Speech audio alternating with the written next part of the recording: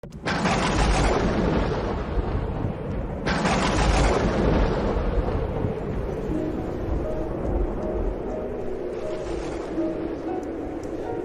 Seigneur soit avec vous. Et avec votre esprit. Évangile de Jésus-Christ selon saint Matthieu. Gloire à toi, Seigneur. En ce temps-là, Jésus appela ses 12 disciples et leur donna le pouvoir d'expulser les esprits impurs et de guérir toute maladie et toute infirmité. Voici les noms des 12 apôtres. Le premier, Simon, nommé Pierre, André, son frère, Jacques, fils de Zébédée, et Jean, son frère, Philippe et Barthélemy, Thomas et Matthieu le publicain, Jacques, fils d'Alphée et Thaddée, Simon le zélote et Judas l'Iscariote, celui-là même qui le livra. Ces 12, Jésus les envoya en mission avec les instructions suivantes. Ne prenez pas le chemin qui mène vers les nations païennes et n'entrez dans aucune ville des Samaritains. Allez plutôt vers les brebis perdues de la maison d'Israël. Sur votre route, proclamez que le royaume des cieux est tout proche. Acclamons la parole de Dieu. Louange à toi, Seigneur Jésus. Beaucoup d'enseignements dans cet évangile, un évangile où Jésus choisit entre tous ceux-là qui le suivaient. Il doit former une équipe un peu restreinte et à cette équipe-là, il donne une mission. Il choisit donc les 12 apôtres.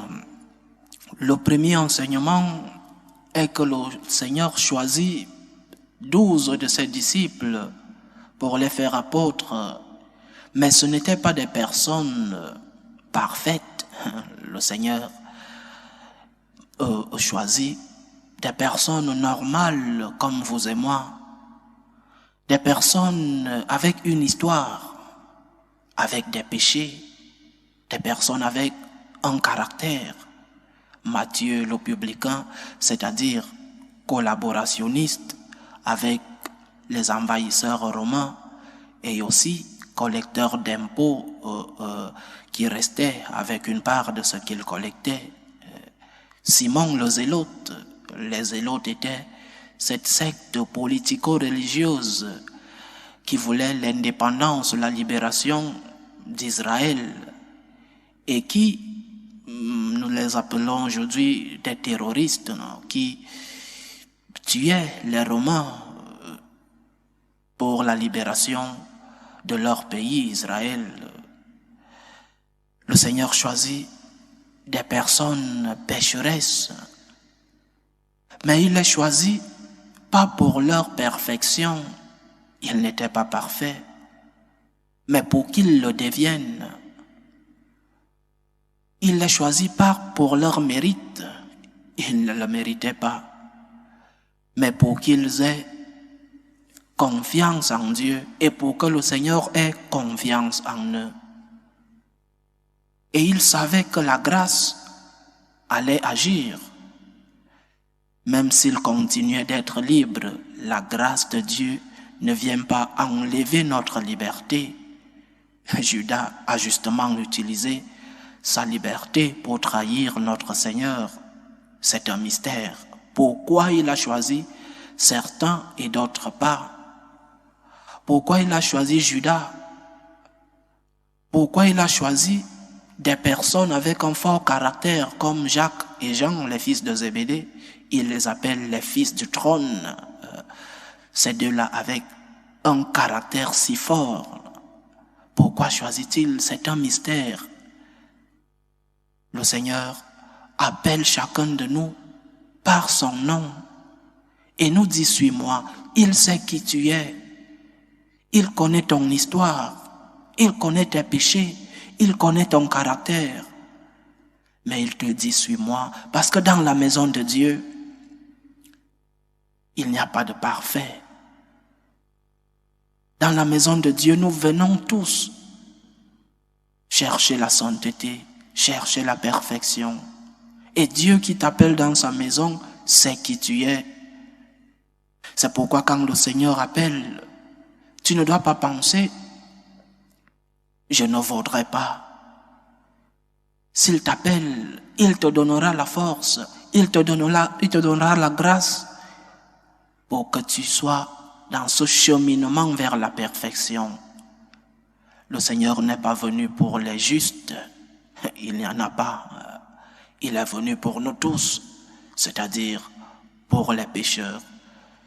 Voilà donc le premier enseignement, chers frères et sœurs, de cet évangile. Dieu n'appelle pas les parfaits. Il appelle des personnes qui ont une histoire, qui ont des péchés, qui ont des caractères. Mais il sait que la grâce qu'il leur donne va aider à ce que ceux qu'il appelle deviennent des personnes saintes, deviennent des personnes parfaites. Un autre enseignement, c'est la mission que le Seigneur leur donne. Proclamer que le royaume des cieux est tout proche. La mission de l'Église, c'est la proclamation de l'Évangile. C'est la mission première. Le reste, ce sont des conséquences. Et si nous changeons la mission première et commençons à parler des conséquences, nous ne sommes pas en train de respecter la mission que le Seigneur nous a donnée. L'Église n'a pas été fondée pour construire des hôpitaux, pour construire des collèges, pour construire des salles à manger. L'Église n'a pas été construite pour donner à manger aux personnes. L'Église a été construite pour l'évangélisation. Aller proclamer l'Évangile. C'est la première mission que le Seigneur donne à ses apôtres. Aller proclamer le royaume des cieux. Et le reste n'est que conséquence. Pour proclamer le royaume des cieux dans un milieu déscolarisé, il faut construire une école. Pour proclamer le royaume des cieux dans un milieu où il y a beaucoup de malades, il faut construire un hôpital. Pour proclamer le royaume des cieux dans un milieu de famine, il faut donner à manger à cela. Mais ce ne sont que des conséquences de la proclamation du royaume. Si nous allons d'abord construire les hôpitaux avant d'évangéliser, nous sommes en train de faire l'inverse de ce que nous a demandé le Seigneur. L'Église a comme pour première mission l'évangélisation, parler de Dieu. À quoi ça sert de sauver les corps si les âmes sont perdues? À quoi ça sert une Église qui construit des hôpitaux, des écoles, des salles à manger? Si elle n'évangélise pas, elle devient une ONG comme toutes les autres. Et si nous devenons une ONG, nous ne sommes plus le sel de la terre. Nous ne sommes plus la lumière du monde. Et le monde d'aujourd'hui a besoin d'écouter la parole de Dieu. Le monde où nous vivons a besoin d'espérance.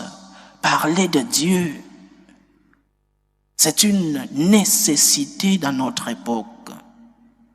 Très peu de monde ont besoin des hôpitaux. Très peu. Sauf dans des milieux d'évangélisation encore ou dans des milieux un peu reculés. Mais le monde a d'abord besoin d'écouter la parole de Dieu. Et après les conséquences. Après, nous faisons ces actes de charité. Après, il faut nourrir celui qui a faim. Après, il faut donner des comprimés, guérir les malades. Après, il faut éduquer, il faut scolariser. Mais avec comme perspective la transmission de l'Évangile. Aller dans le monde entier et proclamer que le royaume des cieux est tout proche. Est-ce que nous le faisons encore?